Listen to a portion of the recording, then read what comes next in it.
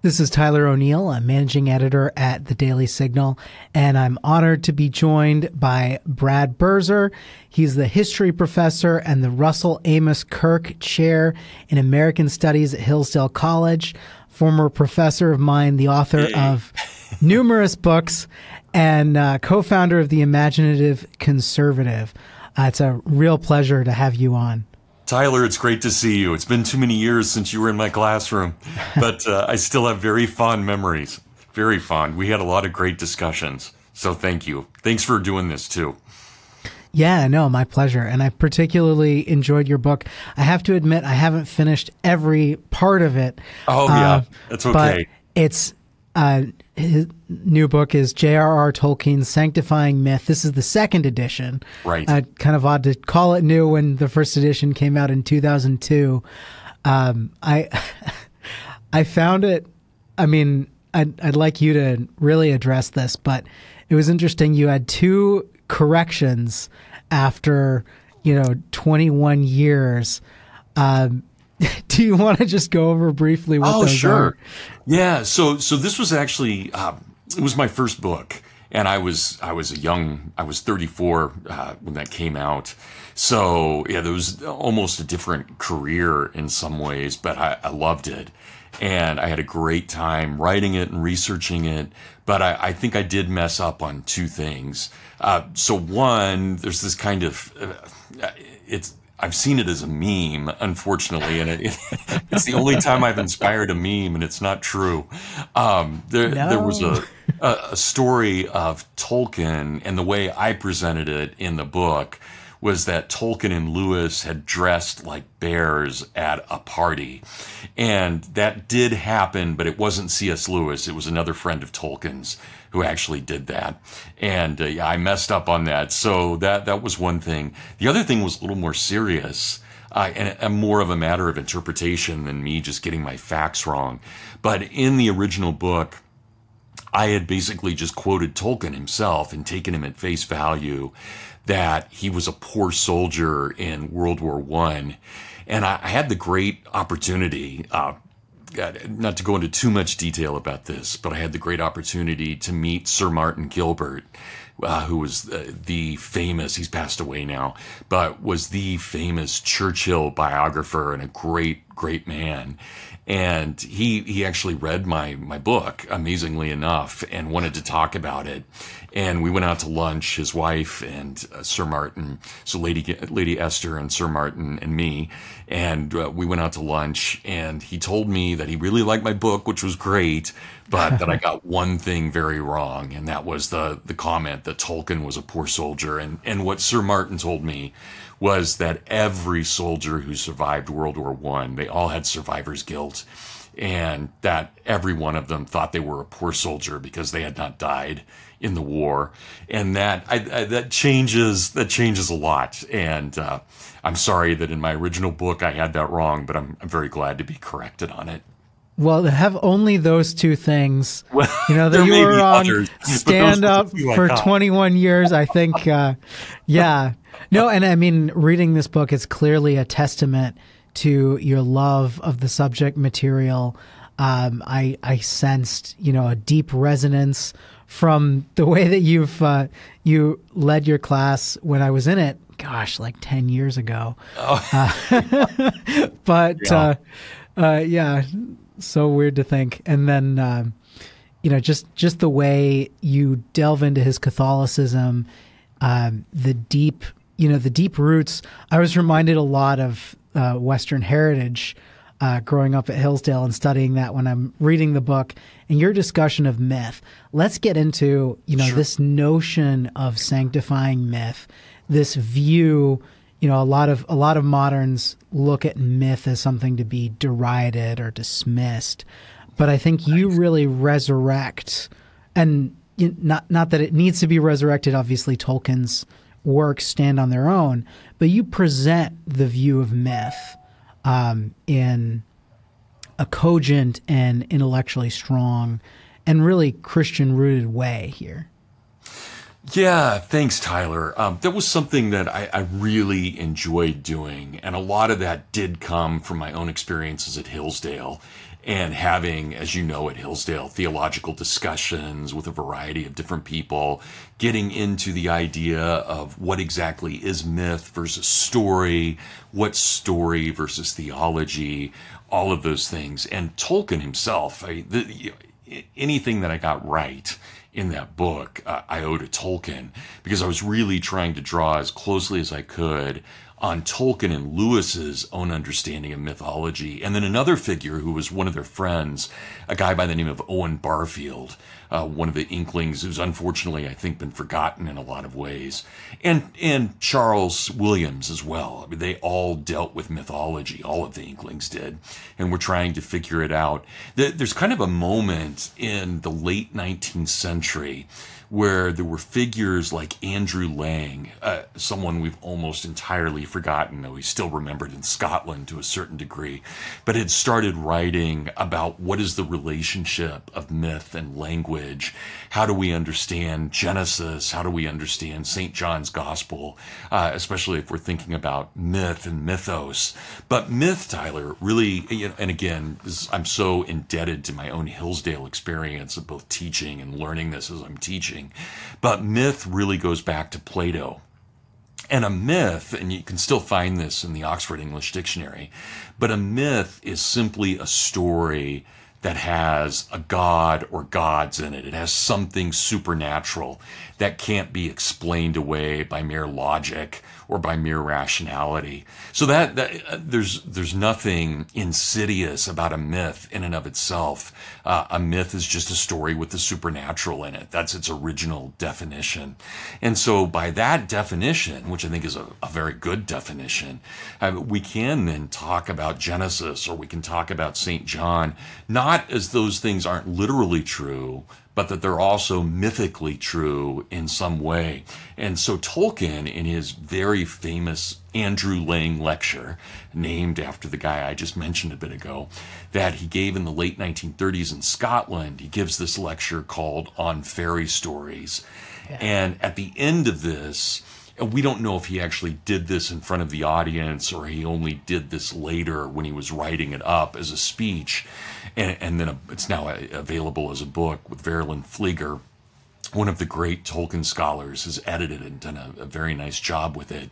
But he says at the end that the Gospels are perfect myth, that they tell us something that we want to be true, and it is in fact true, not just in the story, but in the primary world, that is in our primary world, our world itself. And so there's this just kind of gloriousness to it. He coins a term, he calls it a eucatastrophe, the opposite of a catastrophe, the good, joyous ending, rather than the dour ending or the dour conclusion. And that's what Christianity is. It is the story of our happy ending. Even though we live in the long defeat, we know that Christ has already won. The victory is there, but it still has to go through the process of history before we actually get to it. Yeah. How would you say Tolkien sanctified the notion of myth? I mean, you go through mentioning many times Beowulf, which he had a deep love for. Memorized much of it. Yeah, these Nordic, these Scandinavian myths. Right. And then, I love the way he describes himself as a secondary creator, more of a discoverer of Middle Earth, which he thinks was created by God. And he thinks God is the main character throughout the entire story, but never explicitly named. Right. Right. I mean, there's a form here, Tyler, and this is not my expression. This is from other Tolkien scholars. But there's a form of literary archaeology that's going on with Tolkien. That is, he's discovering these things that have always been there. And it doesn't mean, of course, that there was always a Frodo, but there is the story of Frodo, and the story is timeless. The story of sacrifice, of leaving one's hearth and home, going out into danger, overcoming that danger through great personal sacrifice. And so the Lord of the Rings is from my, and the Silmarillion as well, but the Lord of the Rings especially, is kind of our great story of the modern world. It doesn't have anything to do with Stalin or Hitler, and yet because of Stalin or Hitler, it has great resonance with us, even though it's a myth and much bigger than anything we could imagine coming out of Soviet Russia or out of Nazi Germany or out of the Kaiser's Germany of World War I, which of course Tolkien, again, as we've talked about, was a soldier in that war. So I think that when we, and I'll just throw down the gauntlet for a moment, I think that when we study Western civilization, we often do it in terms of the great stories. We think about Homer and the Iliad and the Odyssey. We think about Virgil in the Aeneid, but also the Georgics and the Eclogues. We think about Dante and the Divine Comedy. We think about Milton and Paradise Lost. But if we jump to the modern world, I think our equivalent of those great stories of the past is really the Lord of the Rings. And I think that it will be read 500 years from now in the way that we read Dante. Scholars will one day read Tolkien to try and understand our era and figure out what we're doing here. So we never, obviously, when we study the Middle Ages, we don't take literally that Dante traveled through hell and through purgatory and heaven. But he didn't? Yeah, he did not. No, I mean, as far as we know. But clearly there's a mythic element to that. And I think the same thing is true with Tolkien, with that story, with the Lord of the Rings in particular. And that's how it will be seen. And even today, Tyler, I got to teach, it's always a great privilege, but I taught 2 Western heritage courses, and we started Herodotus. And what a difference between Herodotus, who wants to tell us all about patriotism and mythology and the gods and everything supernatural, versus Thucydides, who's so straight-laced. And Thucydides doesn't want anything supernatural at all tainting his narrative. And I love them both. But if you said, Brad, you have 5 days to read one of these books and it's for pure entertainment, I would always pick up Herodotus over Thucydides, just because I love the writing and I love the way that he approaches story. Well, it makes me think of Charles Taylor and this notion of the buffered self, where we are individuals atomized, not impacted by the things around us. And this very modern notion that kind of conflicts with the view of the enchanted world that he talks about, that we've kind of moved beyond. And I almost think that Tolkien is a master at bringing back that enchanted world. Yeah, I agree. I just, in the 20th century, I can't imagine anyone better. I think Lewis gets really close, especially in his space trilogy, but it's still not at the level of Tolkien. You can just feel it. Of course, Tolkien started his mythology, his larger mythology. He started it around 1913. And it wasn't, we're right now, and I don't know if this is why you wanted to talk about this, Tyler, today, but we're just a couple of days away from the 50th anniversary of Tolkien's death. Here on September 3rd will be the 50th anniversary of his death. So you can imagine, here's a man who from 1913 until 1973 was creating this story. And then after he passes away, his son Christopher takes over. And his son Christopher just died a couple of years ago. He lived into his mid-90s. So here's a man who takes over the mythology in his 40s and basically gives it 5 decades. And at this point, in 2023, probably, as far as I know, about 95 to 98% of Tolkien's mythology has been published, but there's still a few things that are out there that are still to see the light. So it's taken 2 men in their adult careers to make this mythology. And so, when Lewis, who's a genius, when Lewis sits down and writes a science fiction novel in a couple of months, there's just no way it's going to quite reach what Tolkien and his son were doing with that larger mythology. And again, nothing against Lewis. I love Lewis. But they have very different styles in the way that they approach their own mythologies. Yeah. Yeah. No, I mean, you talk about Tolkien and Lewis, and a large part of your book naturally is mentioning them. But something that really stood out to me was the whole Ulster Protestant dislike and the way that Tolkien seems to have thought of Lewis.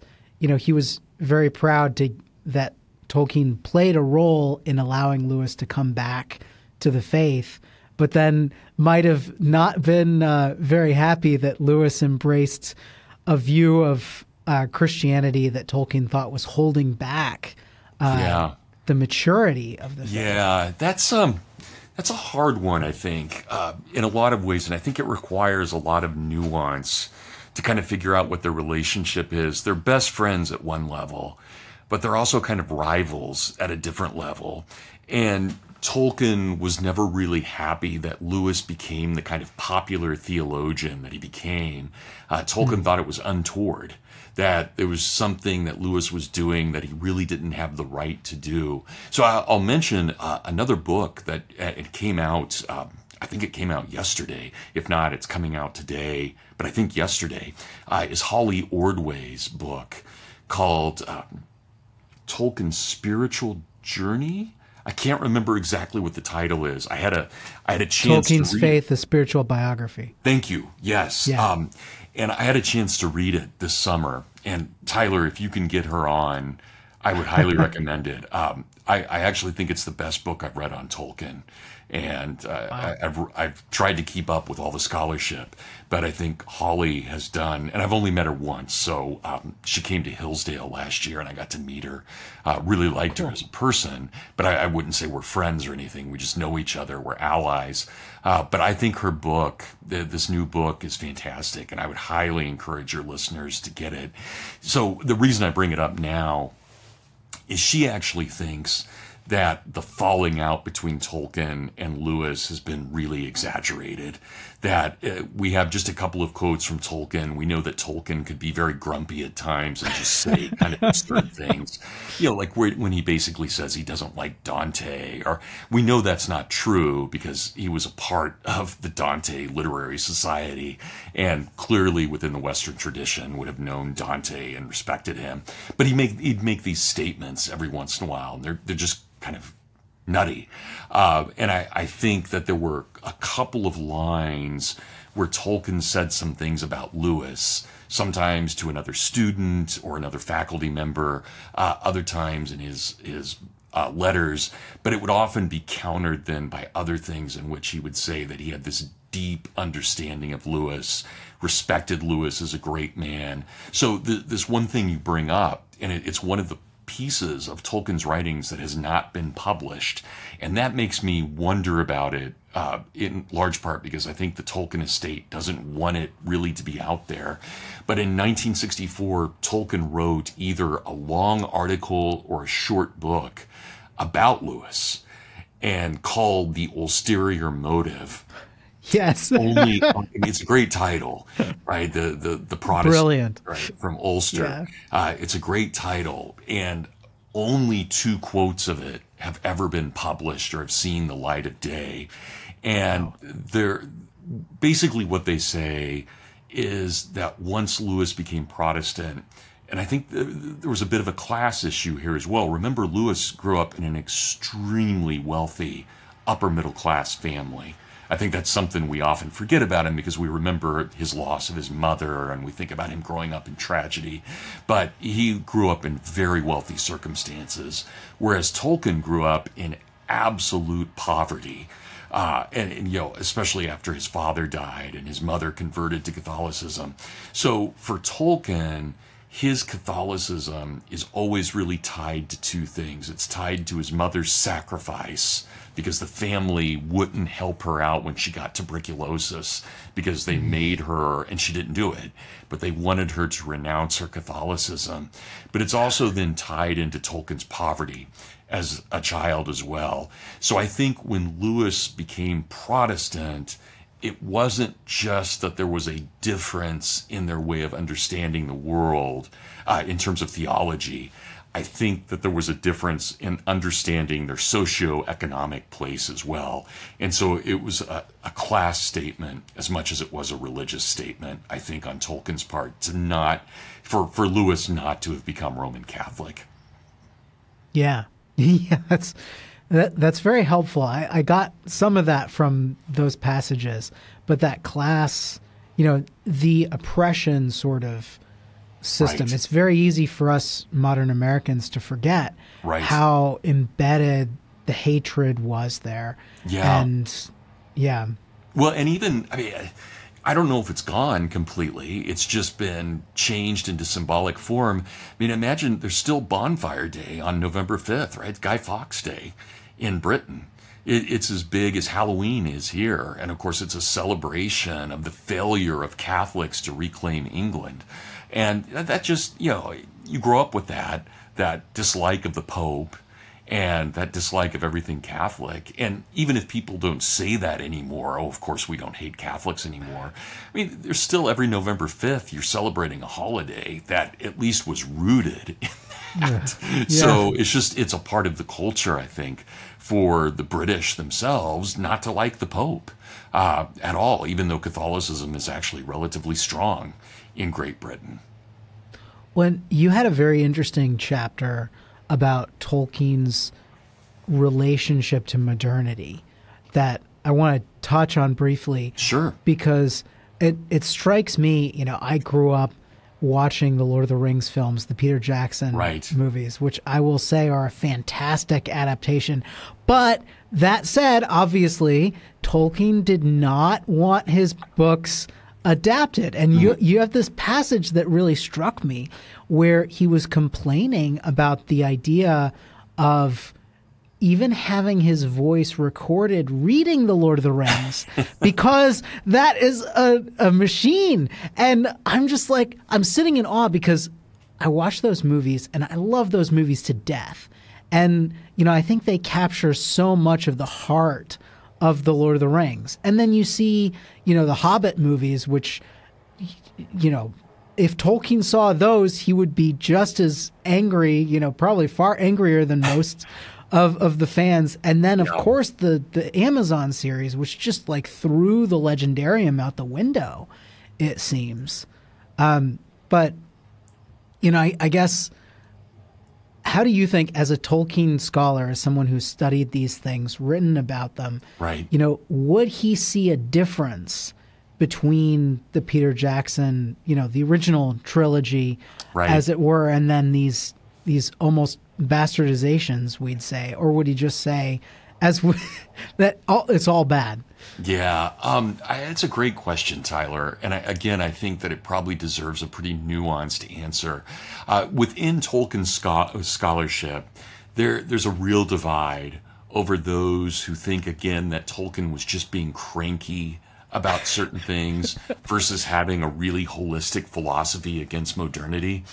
I tend to come down on the side that he fits in with a number of Christian humanists in the 20th century, like Romano Guardini or Russell Kirk, that he was deeply skeptical of the modern world and the modern project. But again, I brought up Holly Ordway a little bit ago. Her previous book, which was also excellent, was called Tolkien's Modern Reading. And she makes the argument that no, Tolkien really wasn't anti-modern. In fact, he embraced modernity at this level and this level and was not anti that at all. And she makes a very persuasive case. In my own scholarship, I took it in a slightly different direction because I am more interested in the context of this Christian humanism.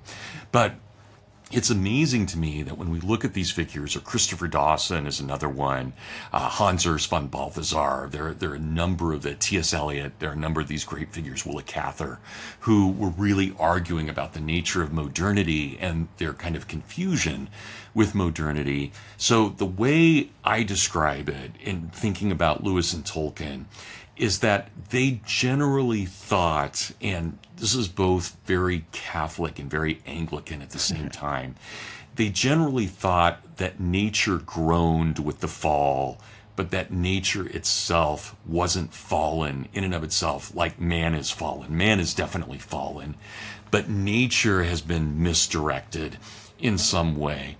And so they, in their writings, Lewis and Tolkien, both really praise agricultural life.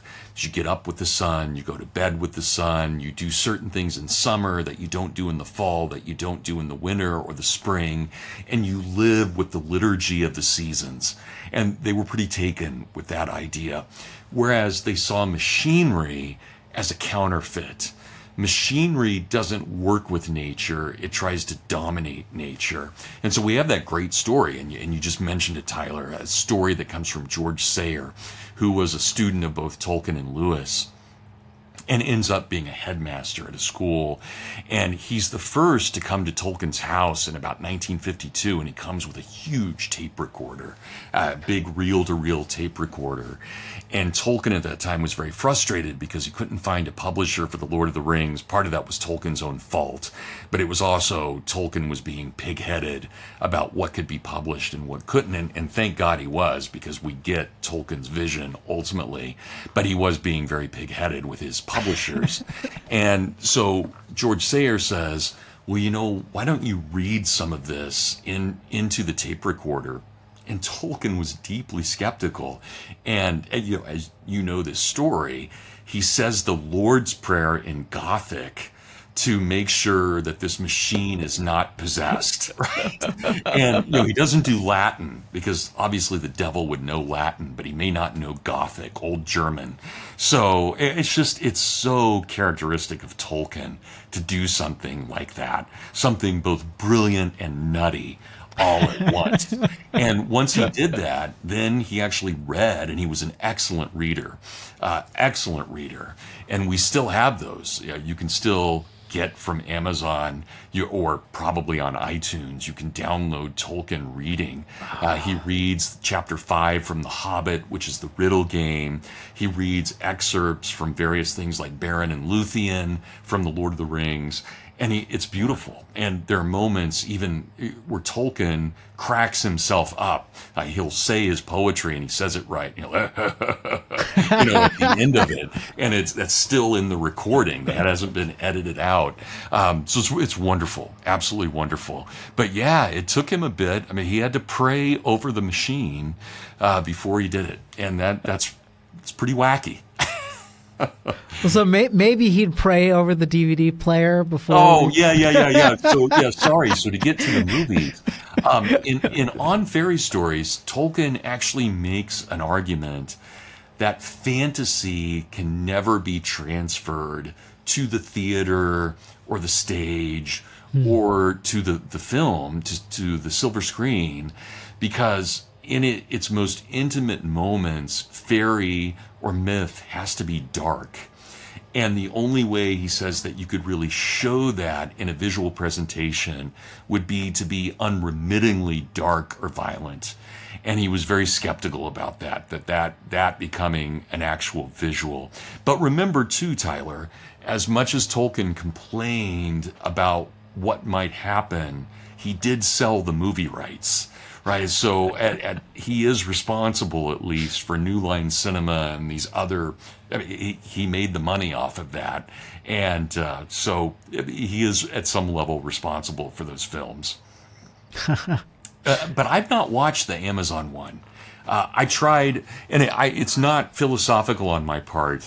I don't watch a ton of TV. There are certain things like I'll watch Stranger Things, or I'll get into a series here or there. We just watched the new Star Trek series, Strange New Worlds. I enjoyed it very much, but I have not immersed myself in that Amazon series. And I watched the first episode, and I thought it was goofy. I did not like what they did with Galadriel, and so I just didn't watch anymore. But frankly, that's kind of irresponsible on my part, especially as a Tolkien scholar. I think I really have a duty to go back and watch it at some point. So at some point I will. How dare you not watch the show that minimizes the character that echoes, the Virgin Mary. Yeah. And makes her... I am a huge Galadriel fan. So absolutely huge. So I'll be curious to see where it goes. But yeah, it just didn't grab me at all. So I'll have to try it again. And I didn't have a stress ball or something if you ever really watch it. Because I wasn't. So my book originally came out like a week or 2 weeks before The Two Towers came out in theaters. And so I had seen Fellowship of the Ring. I had not seen The Two Towers or The Return of the King when I wrote the book. I don't know if I would change much now. You know, Tyler, I don't love the movies. I like the soundtrack a lot. And I think there's certain things that the movies did extremely well. I think Eowyn, they get her absolutely right. I think they get Aragorn right overall. I wasn't as happy with the Frodo-Sam relationship, especially as it developed in The Return of the King, because really? I don't feel like Sam or Frodo would ever betray one another at all. And there's that moment where they separate. And I realize for a movie, you kind of need that dramatic moment. I can see why, from Peter Jackson's standpoint, he did that. But I didn't like it.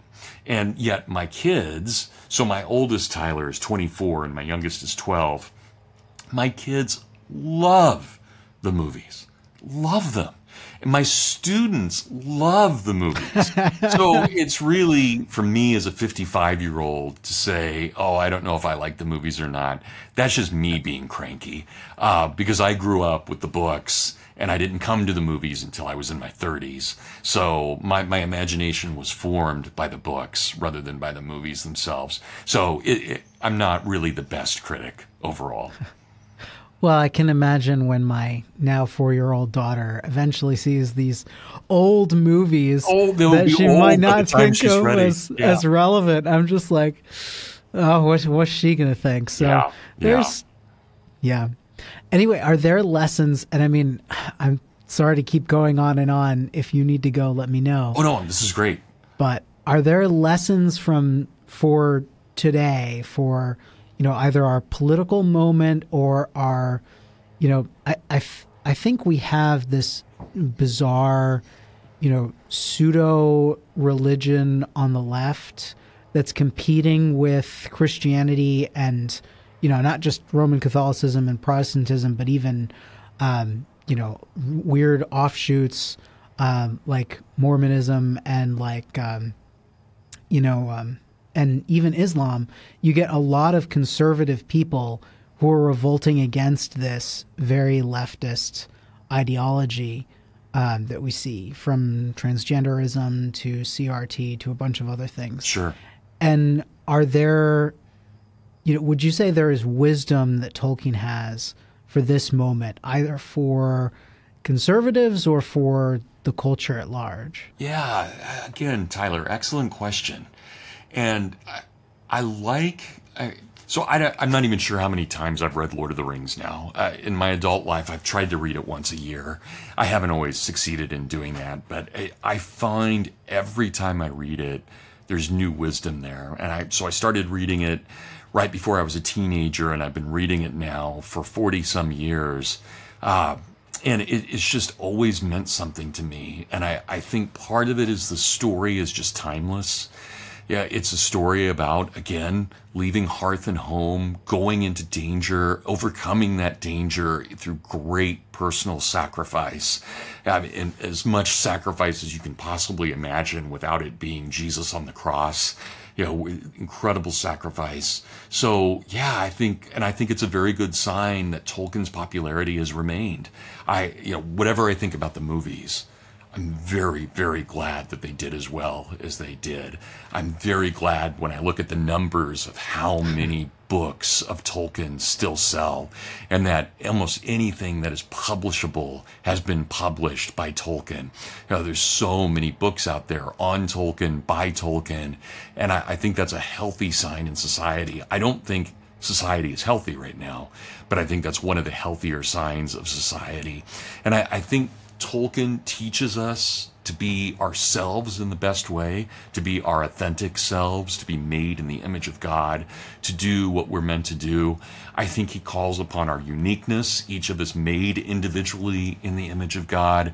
And I think he calls us to be heroic. I think he calls us to sacrifice for one another.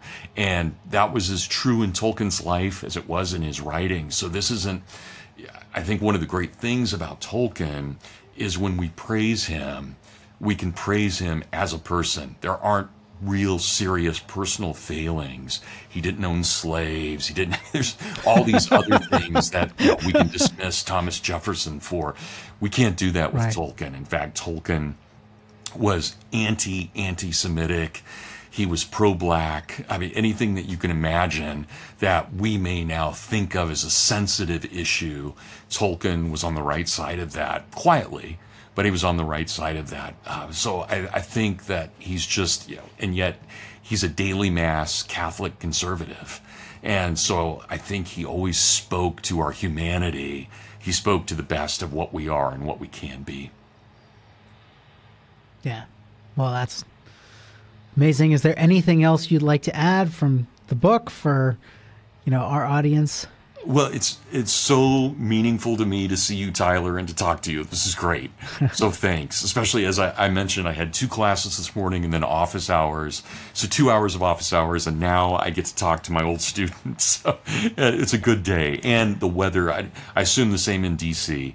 The weather is perfect today. It's 67 and no humidity. It's just, yeah. So it's a good day. Yeah, 3 hours of office hours. Yeah, right. Well, yeah, but I had good office hours, so yeah. Yeah, I really miss it out there, and I wish I could go back. Hopefully at some point, but it'd be great to have you back. Really great. Love to see you. I'd love to have you in the classroom again. You can tell me if I've changed much since you were here. Well, besides just getting grayer and wrinklier, right? More curmudgeonly? I don't know. I don't think you'll ever seem that curmudgeonly. I'm not sure I'm cranky like Tolkien every once in a while, but maybe not. I'm not old enough yet to be. Now, Paul Marino is curmudgeonly, but I don't think I'm there yet. So, but maybe soon. Maybe when I get into my 60s, I'll be curmudgeonly. Well, here's hoping not. You always have that bright approach to things. Well, thank you so much again, Dr. Birzer. And, it's great talking, Tyler. Thank you.